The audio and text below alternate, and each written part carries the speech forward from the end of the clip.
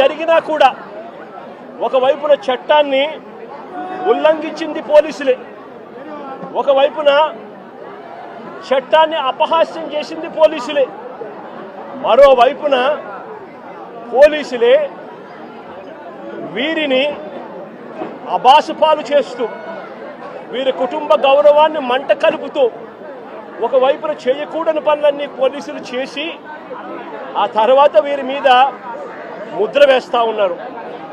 వాళ్ళు చేసిన పనిని జస్టిఫై చేసుకునే దానికోసం ఈ పిల్లల మీద వీళ్ళు ముద్ర వేస్తూ ఉన్నారు. సంఘ విద్రోహ శక్తులుగా, నేరస్తులుగా, గంజాయి బ్యాచ్గా, రౌడీలుగా వీళ్ళ మీద బురద వేసే కార్యక్రమం చేస్తూ ఉన్నారు. నేను అడుగుతా ఉన్నాను ఒకటే, ఆ పాత కేసులకు దీనికి ఈ ఘటనకు ఏం సంబంధమో అని అడుగుతా ఉన్నా. వీరి మీద ఏదైనా గతంలో ఏదైనా కేసులు ఉండొచ్చేమో నాకు తెలియదు, కానీ ఆ పాత కేసులకు ఈ ఘటనకు ఏం సంబంధమో అని అడుగుతా ఉన్నా. ఈ ఘటనలో జరిగింది ఏమిటి అని అడుగుతా ఉన్నా. ఈ జరిగిన ఘటన పాత కేసులకు ఏం సంబంధం అని అడుగుతా ఉన్నా. ఈ ఘటనలో ఏకంగా దౌర్జన్యంగా వాళ్ళ ఇళ్ళకు తీసుకొని పోయి వాళ్ళ ఇళ్లలో నుంచి వాళ్ళని లాక్కొని వచ్చి వాళ్ళని దారుణంగా కొట్టి, రోడ్డు మీద కూడా కొట్టి షేమింగ్ చేసి వాళ్ళని ఇంత దారుణంగా చేస్తూ ఉన్నారు.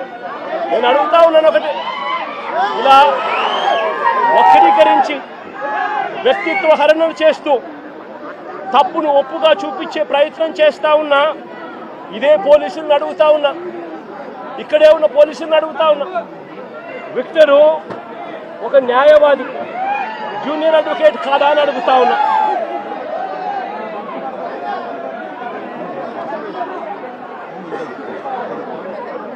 జూనియర్ అడ్వకేట్ కాదా అని అడుగుతా ఉన్నా.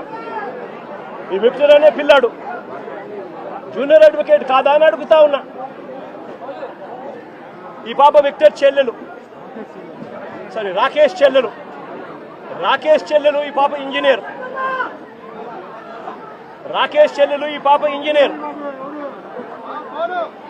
రాకేష్ కూడా పాలిటెక్నిక్ మెకానికల్ చదివినాడు. అంటే వీళ్ళ కుటుంబాలు చదువుకున్న కుటుంబాల్లో నుంచి వచ్చిన వాళ్ళు మరి ఇలాంటి వాళ్ళ పరువును తీస్తూ నడి రోడ్డు మీద వాళ్ళను కొట్టడం అన్నది, వాళ్ళను పబ్లిక్ షేమింగ్ చేయడం అన్నది ధర్మమేనా అని అడుగుతా ఉన్నా. నిజంగానే పోలీసులు చెప్తారన్నట్టుగానే వీళ్ళు ఇంతటి దారుణమైన బ్యాక్గ్రౌండే కనుక వీళ్ళకు ఉండింటే, పోలీసులు చెప్తా ఉన్న మాటలు వాస్తవమే అయి ఉండింటే, నేను ఒక క్వశ్చన్ సూటుగా అడుగుతా ఉన్నా. అసలు మంగళగిరి తెనాలి వారు కూడా కాదు ఇక్కడ, వీళ్ళు మంగళగిరి వారిని తెనాలికి తీసుకువచ్చి ఇక్కడ కొట్టారు అని అంటే దాని అర్థం ఏమిటి? మంగళగిరి వారిని తెనాలికి తీసుకొచ్చి ఇక్కడ కొట్టారంటే దాని అర్థం ఏమిటి? అంటే దాని అర్థం పోలీసులు చెప్తా ఉన్నటన్ని అవాస్తవాలు అని చెప్పడానికి ఇంతకన్నా నిదర్శనం అవసరమా అని అడుగుతా ఉన్నా. మంగళగిరి వాళ్ళని తెనాలికి తీసుకొని వచ్చి తెనాలి పోలీసులు కొట్టారు అని అంటే దాని అర్థం మంగళగిరిలో ఉన్న వీళ్ళపై ఉన్న కేసులు పెద్ద కేసులు కావనే కదా దాని అర్థం. అవన్నీ వక్రీకరిస్తూ వీళ్ళు ఇప్పుడు వాడుకుంటున్నారనే కదా దాని అర్థము. మరో వ్యక్తి కరీముల్లా మెకానిక్. అసలు ఈ పిల్లాడు 21 సంవత్సరాలు. ఈ పిల్లాడి మీద ఎలాంటి కేసులు లేవు, ఈ పిల్లాడి మీద. ఇంకో ఆశ్చర్యకరమైన విషయం ఏమిటో తెలుసా? ఈ ముగ్గురి మీద కూడా అంటే రాకేష్ మీద, విక్టర్ మీద, కరీముల్లా మీద, ఈ ముగ్గురి మీద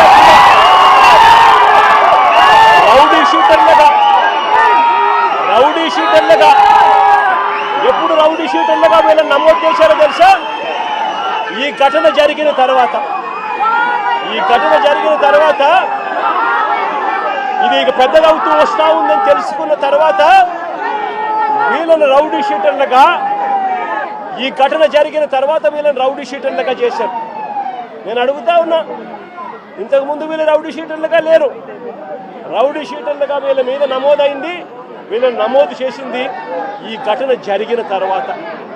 ఇంత ప్రస్ఫుటంగా పోలీసులు ఎలా దుర్మార్గం చేశారు అన్నది ప్రస్ఫుటంగా కనిపిస్తూ ఉంది. నేను అడుగుతా ఉన్నాను ఒకటే, వీళ్ళను చూడడానికి, వీళ్ళకి సంఘీభావం తెలపడానికి జరుగుతూ ఉన్నది అన్యాయము అని చెప్పి ఎవరైనా గలమిప్పితే చంద్రబాబు నాయుడు గారు, ఆయన ఎల్లో మీడియా, ఆయనకు సంబంధించిన సోషల్ మీడియా వీళ్ళంతా బురద జల్లుతూ వీళ్ళందరూ అనే మాటలు ఏమిటి? వీళ్ళది గంజాయి బ్యాచట, వీళ్ళు రౌడీ షీటర్లట అని రకరకాలుగా వీళ్ళ కుటుంబాన్ని పరువును తీస్తూ వీళ్ళందరూ మాట్లాడుతూ ఉన్నారు. నేను అడుగుతా ఉన్నాను, కేసులు ఎవరి మీదైనా కానీ కేసులు ఉండొచ్చు. గతంలో ఎవడైనా కూడా గిట్టిన వారు కేసులు పెడతా ఉంటారు. కేసులు ఎవరి మీదైనా ఉండొచ్చు. కానీ ఆ కేసులు ఉన్నప్పుడు ఆ కేసులు తేల్చాల్సింది కోర్టులు. మీరు పలాని నేరం చేశారని మీరు చెప్పచ్చు, చేయలేదు అని చెప్పి వాళ్ళు చెబుతారు. తేల్చాల్సింది కోర్టులు. మరి అలాంటి కోర్టులకు ఇవ్వాల్సిన అధికారం పోలీసులే తీసుకోవడం ధర్మమేనా అని అడుగుతా ఉన్నా. అంటే పోలీసులే అబాండాలు వేస్తారు, పోలీసులే జడ్జిమెంట్లు కూడా ఇస్తారు. మరి ఇలా చేయగలిగే నైతికత పోలీసులకు ఉందా అని అడుగుతా ఉన్నా. ఇలా చేయడం ధర్మమేనా అని అడుగుతా ఉన్నా. చంద్రబాబు నాయుడు గారి మీద ఇదే పోలీసులు చెప్పే లాజిక్కే, ఇదే సోషల్ మీడియాలో తెలుగుదేశం పార్టీకి సంబంధించిన వాళ్ళు దొంగ పోస్టులు పెడతా ఉన్న తీరునైతేనేమి, ఇదే ఈనాడు, ఆంధ్రజ్యోతి, TV5 లాంటి మీడియాలు ఎల్లో మీడియాలు నడుపుతా ఉన్న కథనాలు అయితేనేమి, వీళ్ళ మీద కేసులున్నాయని నేను అడుగుతా ఉన్నా. ఇదే చంద్రబాబు నాయుడు మీద 24 కేసులున్నాయి. మరి చంద్రబాబు నాయుడు మీద 24 కేసులున్నాయని చెప్పి చంద్రబాబు నాయుడు గారిని నడి రోడ్డు మీదకి తీసుకొని వచ్చి తల్లడం ధర్మమే అవుతుందా అని అడుగుతా ఉన్నా.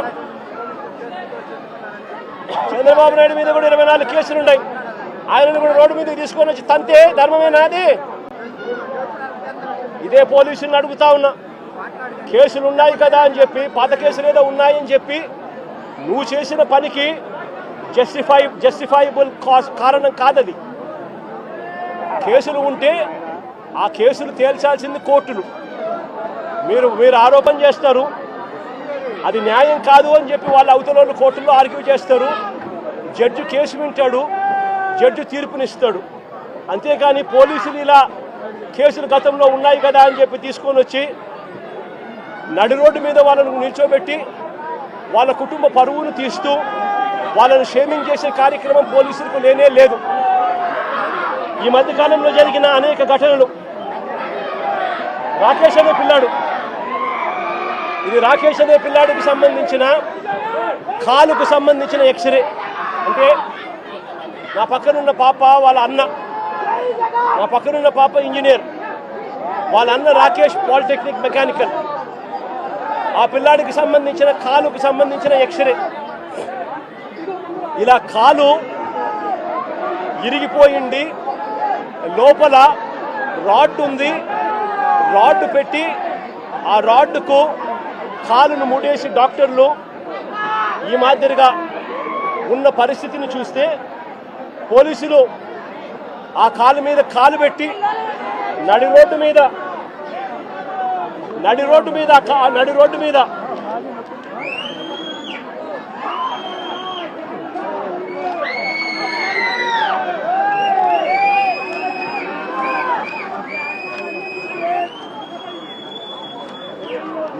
మీద ఆ పోలీసు కాలు తొక్కుతూ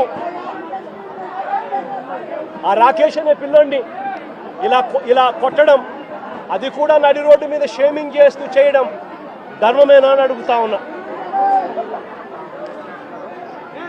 హరి అనే వ్యక్తి,